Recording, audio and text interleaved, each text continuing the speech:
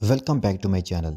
दोस्तों, आज की कहानी एक ऐसे साइंटिस्ट जोड़े की है जो कि लेबॉर्ट्री में अजीब क्रिएचर्स बनाने का एक्सपेरिमेंट कर रहे थे। वो कामयाब हो जाते हैं और अजीब क्रिएचर बना लेते हैं, उसे अपने बच्चों की तरह पालने लगते हैं। लेकिन ये उनकी ज़िंदगी की सबसे बड़ी गलती थी जिसका एहसास उन्हें जल्द ही हो जाता है, लेकिन तब तक देर हो चुकी थी।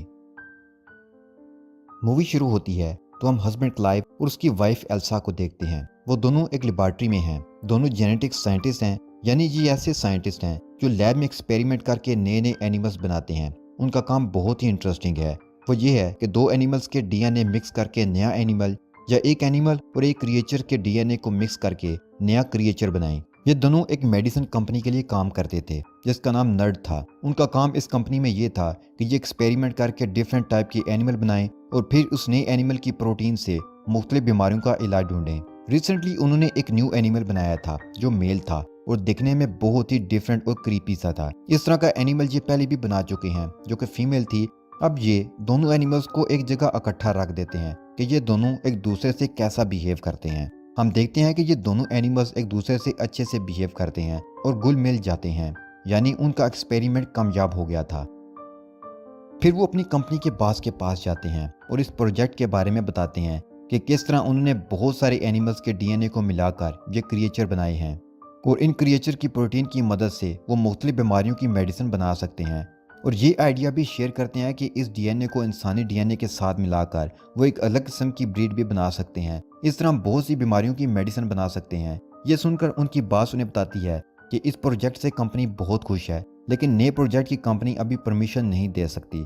इन जानवरों की प्रोटीन से कंपनी नई मेडिसिन बनाना शुरू कर देगी, इसलिए हम अब नए प्रोजेक्ट को छोड़कर इस प्रोजेक्ट पर काम जारी रखेंगे और आप अब इसकी प्रोटीन से मेडिसिन बनाना शुरू करें। क्लाइव और एल्सा कहते हैं कि क्या हम नए प्रोजेक्ट पर काम नहीं करेंगे? तो बॉस कहती है कि हम ज़रूर उस पर काम करेंगे, लेकिन अभी हम उन जानवरों की प्रोटीन से मेडिसिन बनाकर मार्केट में लाएंगे।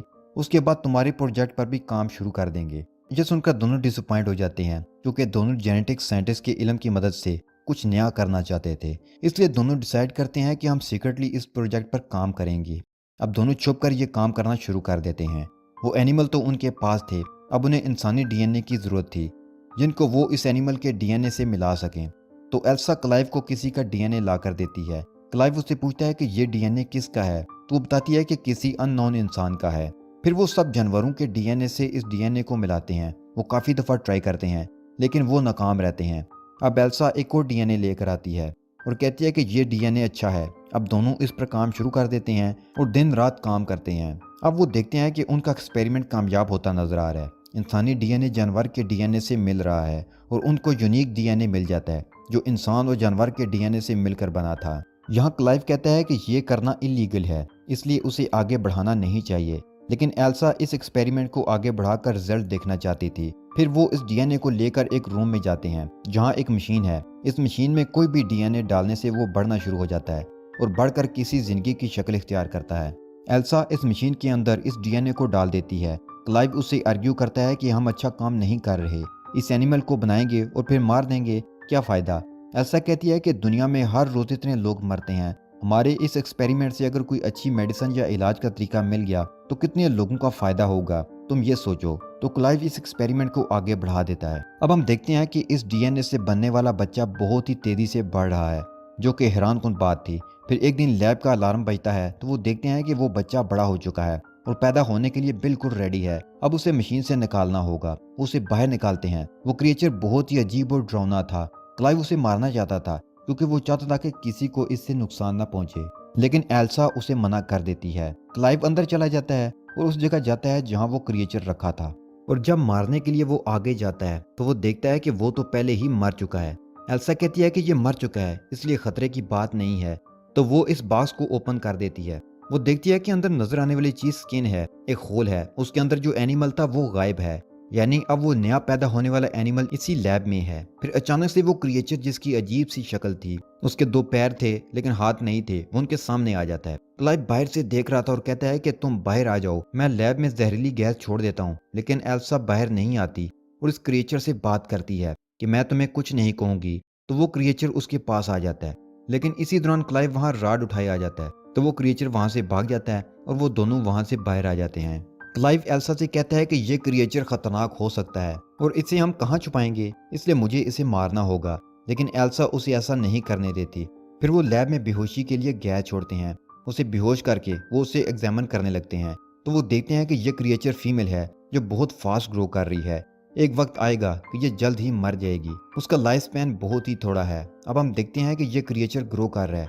उसके हाथ निकल आए हैं और उसका ब्रेन भी ग्रो कर रहा है। एल्सा उसे खाना खिलाती है और उससे इमोशनली अटैच भी हो जाती है।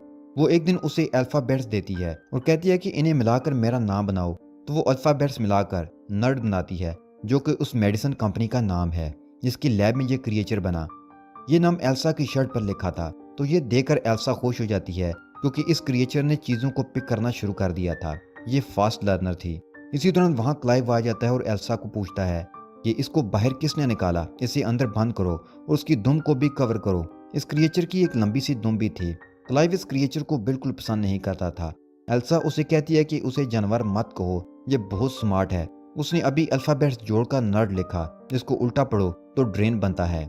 एक दिन वहाँ क्लाइव का भाई आ जाता है तो उसे ड्रेन की हकीकत पता चल जाती है। अब वो ड्रेन को वहाँ नहीं रख सकते थे तो उसे फार्म हाउस ले जाते हैं। अब एल्सा और क्लाइव कंपनी के ओनर को अपने उन प्रोजेक्ट्स के बारे में बताने लगते हैं जिनकी मदद से उनने क्रिएचर्स बनाए थे। अब वो दोनों क्रिएचर्स को वहाँ ले आते हैं और एक ही बॉक्स में छोड़ देते हैं। लेकिन अचानक वो दोनों क्रिएचर्स आपस में लड़ने लगते हैं और एक दूसरे को बुरी तरह से जख्मी करके मार डालते हैं। ये देखकर सब मायूस हो जाते हैं। उनको पता चलता है कि इन क्रिएचर्स में से जो फीमेल थी उसका जेंडर चेंज हो गया था और वो मेल बन गई थी, इसलिए दोनों मेल आपस में लड़ पड़े। इस क्रिएचर में एक ऐसी एनिमल का डीएनए था जिसमें यह खासियत थी कि वो अपना जेंडर तब्दील कर सकता था। लेकिन एल्सा और क्लाइव को इस बारे में पता नहीं चल सका क्योंकि वो दोनों अपने ड्रेन वाले प्रोजेक्ट में कुछ ज़्यादा ही बिजी हो गए थे। अब हम देखते हैं कि ड्रेन बड़ी हो चुकी है और एल्सा उसे बच्चों की तरह ट्रीट कर रही है। उसे ट्रेन करती है और बहुत कुछ सिखाती है। एक दिन ड्रेन घर से भागकर जंगल में चली जाती है। क्लाइव और एल्सा उसे ढूंढने उसके पीछे जंगल में जाते हैं तो वो देखते हैं कि वो जंगल में शिकार करने आई है। उसने एक रैबिट को मार दिया है और अब वो उसे खा रही है। वो उसे वहां से पकड़कर वापस घर ले आते हैं। फिर वो एल्सा को अल्फाबेट्स को जोड़कर बताती है कि वो इस जगह से उकता गई है, वो बोर हो चुकी है।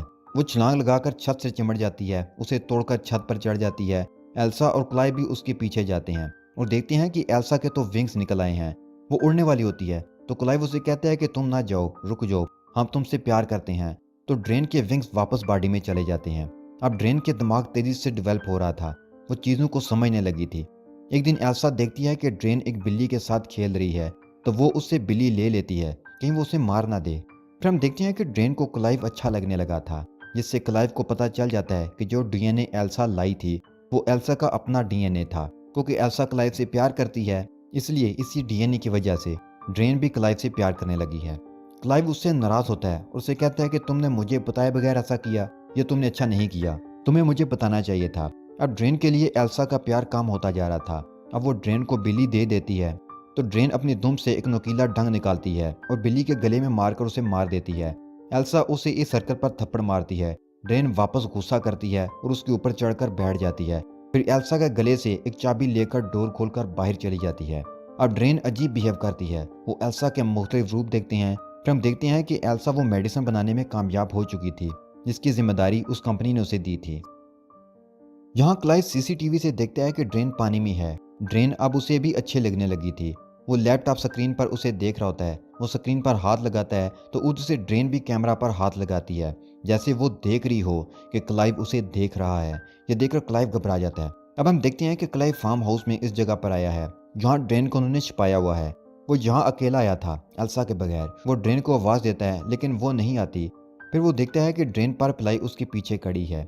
ड्रेन उसे बताती है कि वो उसे पसंद करती है। क्लाइव उसे समझाता है कि ये ठीक नहीं है, लेकिन क्लाइव भी उसे पसंद करता है, इसलिए वो फीलिंग्स पर कंट्रोल नहीं रख पाता। इसी दौरान वहाँ एल्सा आ जाती है। जब वो इन दोनों को इकट्ठा देखती है तो वो दुखी हो जाती है और वहाँ से चली जाती है। फिर एल्सा ड्रेन की दुम पर जो डंग लगा था उसको काट देती है। अब दोनों को एहसास होता है कि उन्होंने ड्रेन को बनाकर कितनी बड़ी गलती कर दी। एल्सा बताती है कि जो प्रोटीन कंपनी को चाहिए वो बना चुकी है और वो ड्रेन के अंदर बहुत ज़्यादा है। दोनों फैसला करते हैं कि वो ड्रेन को मार देंगे। जब वो ड्रेन के पास जाते हैं तो वो देखते हैं कि ड्रेन तो ऑलरेडी मरने वाली है और फिर वो मर जाती है। उसका लाइफ साइकिल ही थोड़ा था। उसके मरने के बाद वो उसे दफन कर देते हैं। फिर वहाँ क्लाइव का भाई अपने बॉस के साथ आ जाता है। वो कहता है कि हम जानते हैं कि तुम लोगों ने एक क्रिएचर बनाया है, तुम्हारे भाई ने मुझे बता दिया है। ये क्रिएचर इंसानों जैसा दिखता है क्योंकि जो प्रोटीन तुमने कंपनी को दिया उसमें इंसान का डीएनए है, इसलिए इस क्रिएचर को मैं देखना चाहता हूँ जो तुमने बनाया है। वो कहते हैं कि वो क्रिएचर तो मर चुकी है और हम उसे दफन भी कर चुके हैं। अब उन्हें जोर की चीखों की आवाज़ आ रही थी और ये आवाज़ें उस तरफ से थीं जहाँ उन्होंने ड्रेन को दफन किया था। वो सब उस तरफ भाग कर जाते हैं और वहाँ पहुँच देखते हैं कि ड्रेन वहाँ नहीं है, वो छत पर खड़ी हुई थी, यानी वो दोबारा से जिंदा हो गई थी। इस बार वो मुख्तलिफ लग रही थी, बहुत ताकतवर और खौफनाक भी। उसके विंग्स भी बाहर आ गए हैं और उसकी दुम भी रीग्रो कर चुकी है। ड्रेन वहां से उड़कर इन पर अटैक कर देती है। वो क्लाइव के भाई और उसकी बॉस को भी मार देती है। इसी दौरान क्लाइव भी बेहोश होने लगता है। ड्रेन एल्सा पर अटैक कर देता है और उसको नीचे गिरा देता है। ड्रेन अब मेल बन चुका है क्योंकि उसमें उस क्रिएचर का डीएनए भी था जो अब जेंडर चेंज कर सकता था। इससे पहले कि वो एल्सा को नुकसान पहुंचाता, क्लाइव पीछे से आकर ड्रेन के कमर पर लकड़ी घुसाकर उसे इंजर्ड कर देता है, लेकिन ड्रेन वो लकड़ी निकालकर क्लाइव पर वापस अटैक करता है। एल्सा पीछे से उसे पत्थर मारती है और वो गिर जाता है। वो दोबारा से उसे पत्थर मारने लगती है तो वो मर जाए, लेकिन वो रुक जाती है। वो सोचने लगती है कि हमने इसे अपने हाथों से बनाया और अब हम उसे खुद ही मारने वाले हैं। ड्रेन को यहाँ मौका मिल जाता है और वो क्लाइव को अपने ढंग से मार देता है। फिर एल्सा पत्थर मारकर ड्रेन को मार देती है।